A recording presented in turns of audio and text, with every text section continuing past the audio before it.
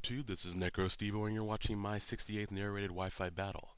I have awakened from my turkey coma and I am ready to get back into narrating battles. Of course, I hope you all had a great holiday, and I hope none of you all were injured in Black Friday shopping. I hope no one was pepper sprayed by old ladies. None of that. I did get a chance to pick up Batman Arkham City for $28 at Walmart, so, that was good. Today's battle is one I had against Vyse, and I was just bringing random things. Oh, Vyse. Sorry, I mispronounced it. I remember to say it right this time, but it is Vyse. Um, and we both start off with our stealth rock leads. I just went ahead and set up my own stealth rocks because I knew he was going to set up his too. And figuring he might go for Earthquake or Rapid Spin, I went out into Cleo the Caphagrius just to block that, but unfortunately he does not. He goes for Earthquake, which does a little bit more than I wanted it to do, which means that he is a more offensive Caphagrius. I make a bit of a misplay here thinking I'd take that better, which is really just stupid at the time. I should have just burned him. But I went for Calm Mind thinking I could live 2 and then rest up. But I cannot live another one, so I basically sacrificed Cleo the Caphagrius for no real reason. So, off to an early loss there because I made a massive misplay. But here I go out into my Cloister Neo X Death, hoping that he'll just rapid spin to get away my rocks. And taking advantage of that, of course, I can double get off a Shell Smash, and then, of course, Icicle Spear, since this is a multiple hitting move, will break through his 30 ability and knock him out.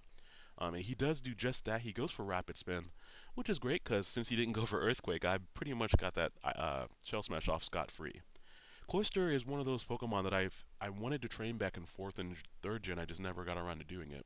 So it's nice that it got a move that gives him more utility like that right there. Because I've always liked it ever since I saw it in the show. Cloister opened up and clamped down on the Psyduck's tail, which was extremely entertaining.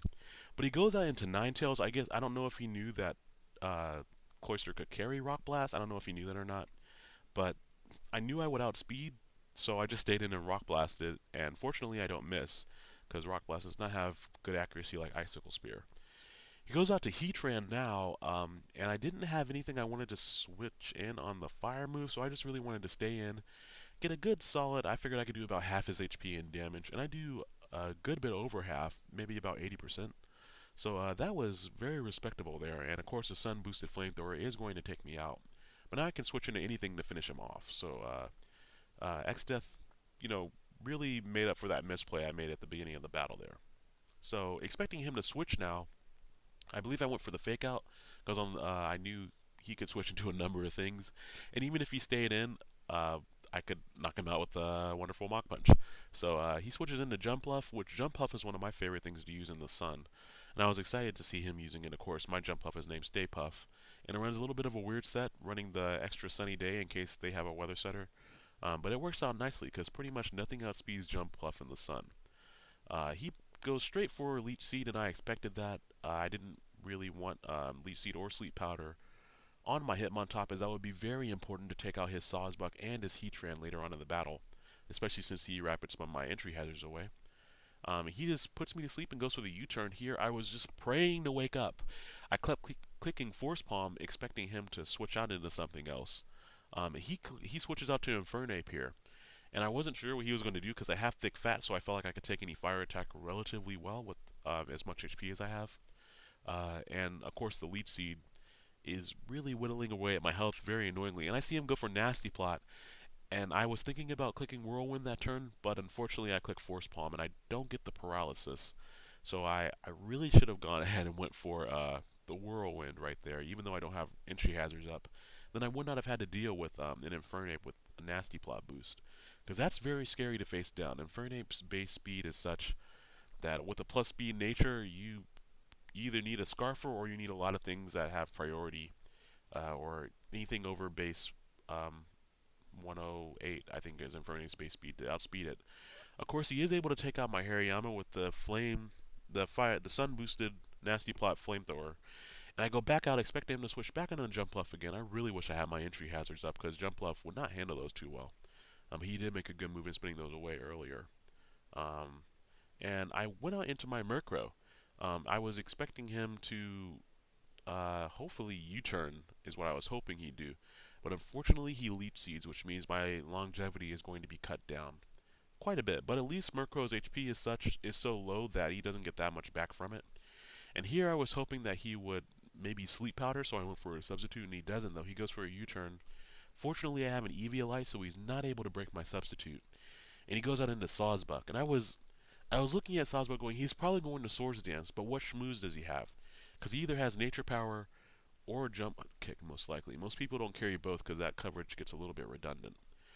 He does go straight for Horn Leech to break my sub, which, I was sitting in here thinking, is he going to try to Swords Dance anywhere in here?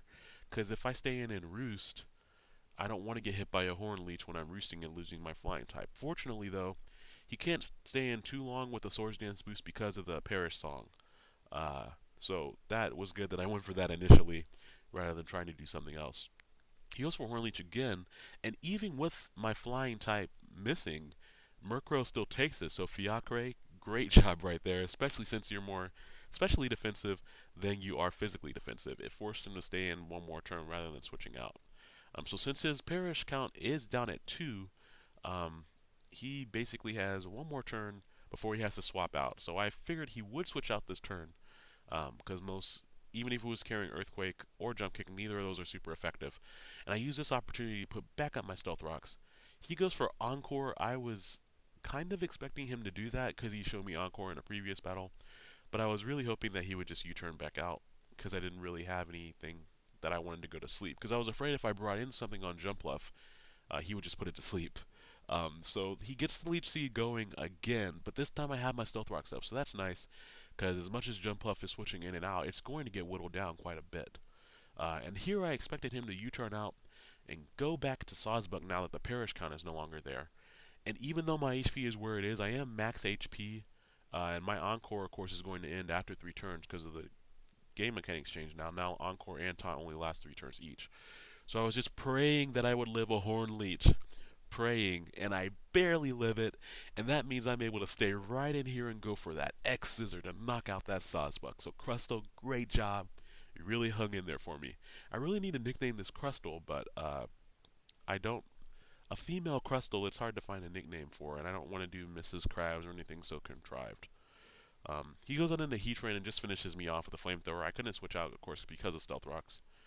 I do have a spinner on this team, but Crustle, after living that hit like that and taking out Sawsbuck, he deserved to go out in kind of a blaze of glory. Here, I expected him to just stay in and not switch out to jump up because I got my Stealth Rocks up. Because with Stealth Rocks and then a Fake Out and then a Bullet Punch, I'd probably kill Jumpluff. Um, but I did just go for Mach Punch. I'm gonna stay in here, go for Bullet Punch. I think he just Leech Seeds me, I believe. Oh, he Encores me into Bullet Punch. That's a little unfortunate because I think the only other thing he has left is Infernape, which, of course, without a critical hit, Bullet Punch is not going to do enough too. But if I had my Stealth Rocks earlier up when it switched in, maybe I could have taken it out with 2 Bullet Punches. He would have been missing a little bit more HP. But that would have been close. It would have been a closer release.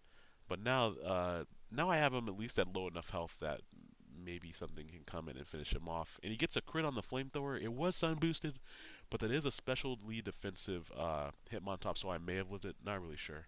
But either way, though, I had fun with that match. It was a close 2-0 match, so good match overall. And if you all go out and go shopping or spend time with your family, I hope you all have a great weekend. I myself will be heading back to the university law school so that I can start on my finals. So I will talk to you all later and have a great week.